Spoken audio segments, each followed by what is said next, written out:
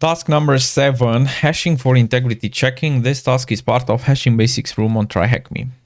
In task 3, we mentioned that we would focus on 2 uses of hashing: password storage and data integrity.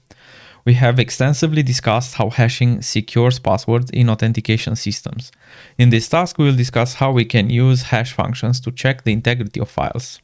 Integrity checking. Hashing can be used to check that files haven't been changed. If you put the same data in, you always get the same data out. Even if a single bit changes, the hash will change significantly. We demonstrated in task number 2, and we saw that.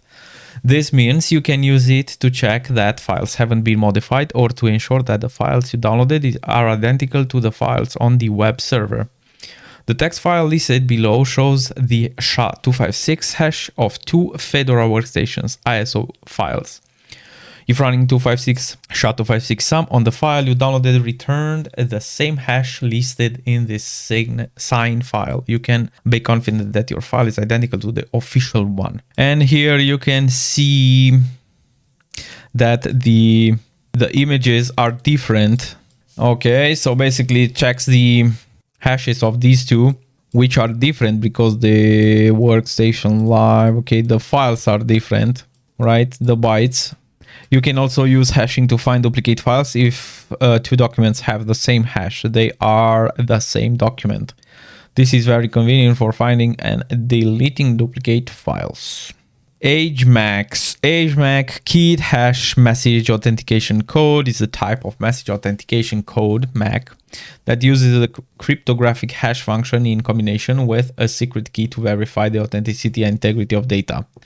An AgeMac can be used to ensure that the person who created the AgeMac is who they say they are, that its authenticity is confirmed. Moreover, it proves that the message hasn't been modified or corrupted, that its integrity is maintained. This is achieved through the use of a secret key to prove authenticity and hashing algorithm to produce a hash and prove integrity. The following steps gives you a fair idea of how AgeMac works.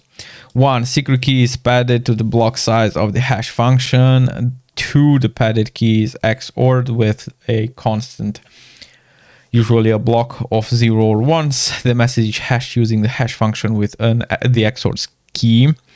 The result from step 3 is then hashed again with the same hash function but using the padded key XORed with another constant. The final output is the hashMac.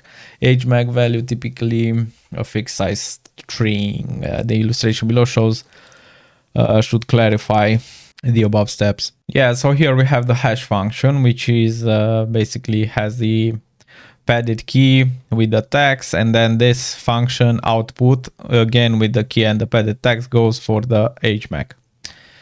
Typically speaking, the AgeMac function is calculated with the following function. Note that M and K represents the message and the key respectively. Answer the question below. What is SHA-256 hash of this? Found in task number 7. SHA-256 sum of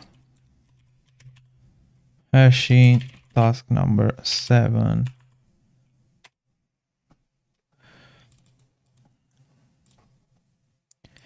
There we have it.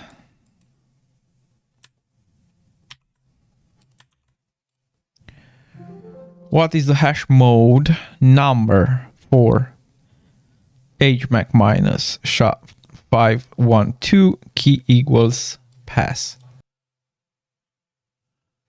It's SHA-512 actually. SHA-512 key and pass. 1750. Yeah, 1750 actually.